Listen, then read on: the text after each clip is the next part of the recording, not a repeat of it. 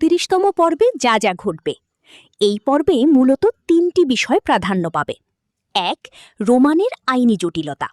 Roman চাঁদাবাজির মামলায় জেলে আছে এবং জামাল তাকে ছাড়িয়ে আনার আপ্রাণ চেষ্টা করছে, কিন্তু রহিম মোল্লা ও চেয়ারম্যানের ষড়যন্ত্রের কারণে জামিন পাওয়া কঠিন হয়ে দাঁড়িয়েছে। ২. মারিয়ুমের ষড়যন্ত্র। জামালের স্ত্রী মারিয়ুম এবং তার বাবা মিলে পরিকল্পনা করছে কিভাবে জামালের মা ও বোন মায়াকে বাড়ি থেকে বের করে দেওয়া যায়। মারিয়ুম জামালকে চাপ দিচ্ছে তাদের আলাদা বাসায় পাঠিয়ে দিতে। ৩. মায়ার জীবন সংগ্রাম। মায়ার স্বামী বদরুল তাকে তালাক দেওয়ার সিদ্ধান্ত নিয়েছে। মায়া ও তার মামি পরিস্থিতির সাথে লড়াই করার চেষ্টা করছে। মামি মায়াকে কিছু জমানো টাকা ও গয়না দেয় যাতে তারা নিজের পায়ে দাঁড়াতে পারে। ভিডিও শুরুতে গত পর্বের কিছু দৃশ্য দেখানো হয়। এরপর ইন্ট্রো শেষ হলে দেখা যায় জামাল বাড়িতে ফিরেছে। তার মা এবং বোন মায়া অধীর আগ্রহে রোমানের খবরের জন্য অপেক্ষা করছে। জামাল জানায় রোমানের জামিন এখনো হয়নি এবং রহিম মোল্লা তার বিরুদ্ধে শক্ত অবস্থান নিয়েছে। রোমান ১০ লক্ষ টাকা আত্মসাতের ষড়যন্ত্রে ফেঁসে গেছে। মায়া খুব ভেঙে পড়েছে। সে বারান্দায় একা বসে কাঁদছিল। এমন সময় তার মামি এসে তাকে সান্ত্বনা দেয়। মায়া জানায় যে বদরুল তাকে তালাক দেওয়ার কথা বলেছে এবং সে এখন কি করবে বুঝতে পারছে না। মামি তাকে শক্ত হওয়ার পরামর্শ দেয় এবং বদরুলের সাথে কথা বলার আশ্বাস দেয়। জামাল ও মারিয়ুমের মধ্যে ঘরের ভেতর কথা হয়।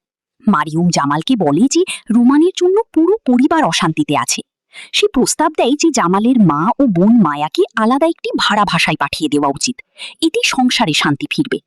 জামাল এই প্রস্তাবে দ্বিধাগ্রস্ত হয়, কারণ সে তার মা ও বোনকে ছেড়ে থাকতে চায় না। জামাল বাড়ির উঠানে তার মা ও মায়ার সাথে কথা বলে।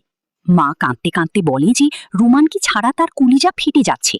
জামাল বোঝানোর চেষ্টা করে যে সে সর্বোচ্চ চেষ্টা করছে, কিন্তু আইনি প্রক্রিয়া সময় সাপেক্ষ। জামাল তার মাকে অনুরোধ করে ধৈর্য ধরতে। দৃশ্যপট পরিবর্তন হয় মারিয়ুমের ঘরে। সেখানে মারিয়ুম তার বাবার সাথে কথা বলছে। তারা দুজনেই চাইছে জামালের উপর পূর্ণ নিয়ন্ত্রণ নিতে। মারিয়ুমের বাবা তাকে বুদ্ধি দেয় যেন সে জামালকে সবসময় চাপে রাখে।